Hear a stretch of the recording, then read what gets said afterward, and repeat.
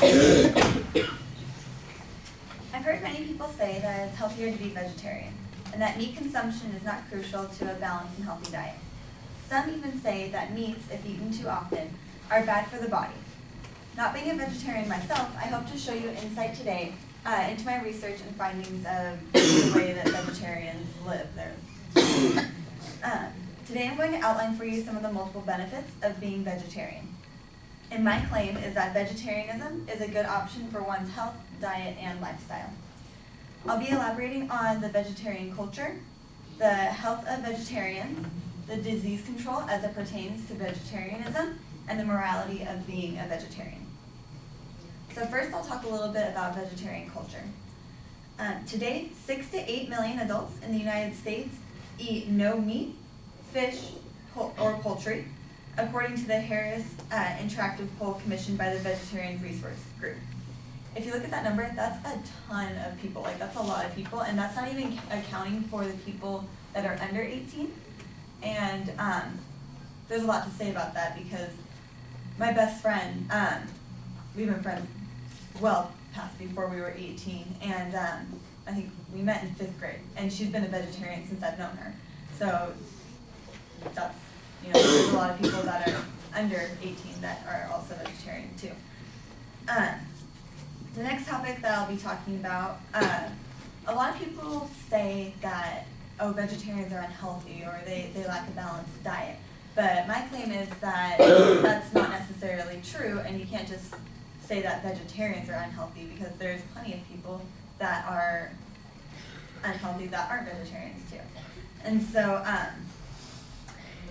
according to Brown University, a healthy vegetarian diet is typically low in fat and high in fiber. However, even a vegetarian diet can be high in fat if it includes excessive amounts of fatty snack foods, fried foods, whole milk, dairy products, and eggs. Therefore, a vegetarian diet, like any healthy diet, must be well planned in order to help prevent and treat certain diseases. So the way that your diet is planned doesn't necessarily have to do with whether you're a vegetarian or not. You can have a balanced, healthy or an unhealthy diet regardless of being a vegetarian. My next topic that I will be talking about is diseases as they pertain to vegetarianism. According to research conducted by Brown University, heart disease, colorectal, ovarian, and breast cancer, diabetes, obesity, and hypertension all have lower chances of occurring in vegetarians. On Brown University's website, they went on to say that these lowered risks may mainly come from cutting down on one's diet, because when consuming meats on a regular basis, one runs the risk of these diseases at a much higher rate. As said by representatives of Boston University School of Public Health, most studies also agree on the association between vegetarian diets and diabetes, with vegetarians having lower rates of diabetes. A large study showed that the risk of diabetes was about twice as high for non-vegetarians as vegetarians.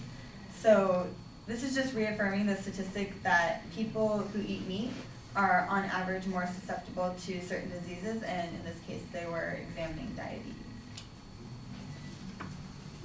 The last topic that I'll be talking about, and I think that this one is one that a lot of people see, portrayed in the media, and a lot of the reason, whether it not be for health, this is the alternative that I see mostly personally that people pick to be vegetarian, and that's the morality of vegetarianism and living that type of lifestyle. I have a personal testimony quote from Charles Einstein, and he said, "Most vegetarians I know are not primarily motivated by nutrition. Although they argue strenuously for the health benefits of a vegetarian diet, many see good health as a reward for purity and virtue of a vegetarian diet, or as an added bonus.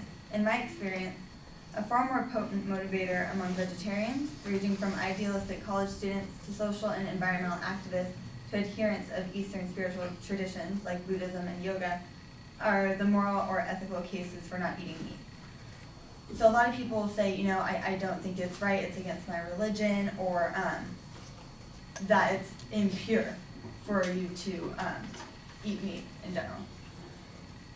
The next subtopic I have about the morality of vegetarianism comes from ethicalconsumers.org, and it says, today most meat and dairy products are produced using intensive farming methods.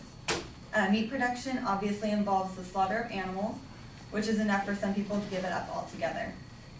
But on top of this, intensive farming also often results in appalling animal cruelty up until the animals are killed, being kept in crowded and filthy conditions.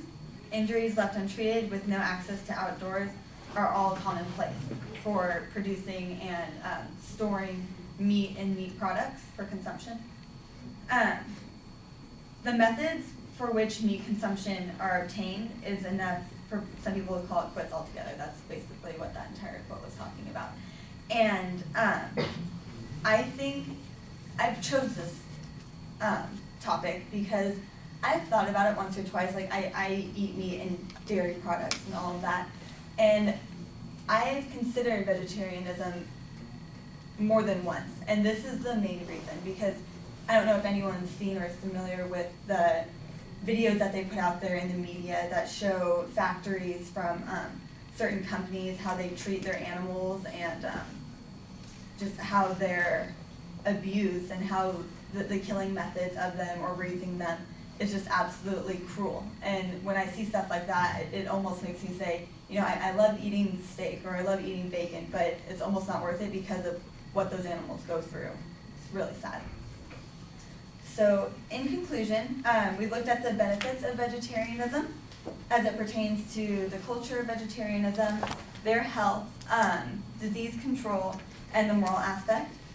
I hope you'll now at least consider the benefits of vegetarianism, and the benefits are often undermined by the risks when people say, it's unhealthy, or you need to balance your diet with meat and things like that. But I hope that you'll consider vegetarianism and the benefits that it has as well, contrary to what a lot of people say. Thank you.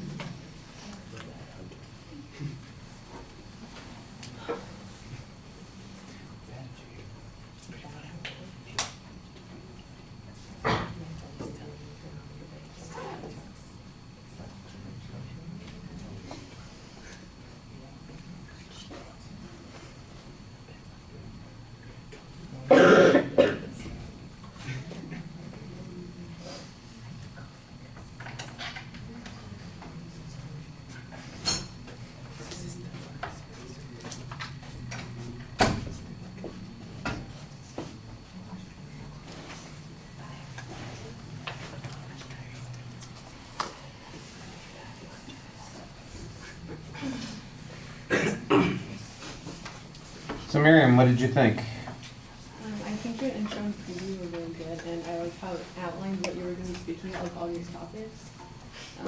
Your organization is really clear, and you seem to know the topic really well because of your experience. You seemed comfortable, and you had got good eye contact and posture. You cited your sources, and I like how you made the comparison between being a vegetarian and non-vegetarian. It's really clear, especially with the medical issues and stuff that comes along with it. And I like how you further explained the quotes for our better understanding. And I like how the conclusion tied into your intro and everything. But the only problem I think I had was just that you said a little too much in your presentation. But other than that, it was really good. All right, well, I thought that the opening was a little problematic because there's a lot of reading that's going on at the start, and that seems strange. You got better as you were going along. The longer you went into the speech, the less dependent you were on your notes, and you just kind of relaxed and started speaking to us, and I thought that was helps build some credibility for you, and if you could just start off that way, you'd be in much better shape. Let's see here.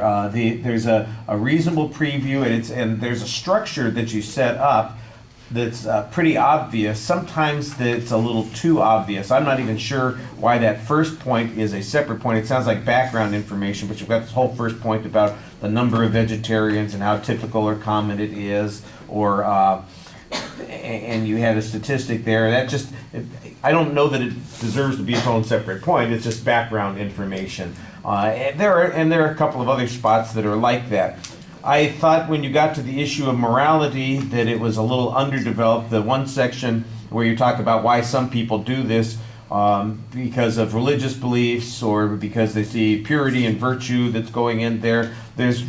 You present that like it's an informative speech rather than making an argument. You do make a little bit more of an argument later on when you're talking about the farming techniques and the problems that you see there, but your proof on that is really thin. It's basically, you may have seen those videos someplace online, and that's about as much as we get that there is this kind of thing that's going on. So I thought that was a little bit underdeveloped. Let's see.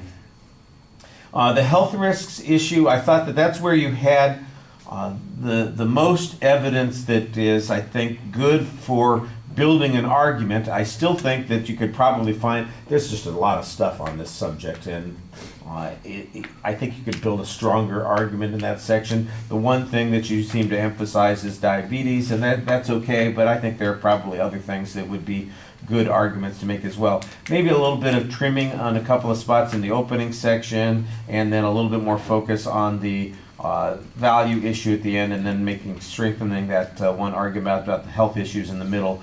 I think that those would help strengthen the speech. And like I said, I thought the presentation got better as you went along. So let's try and start that from the beginning.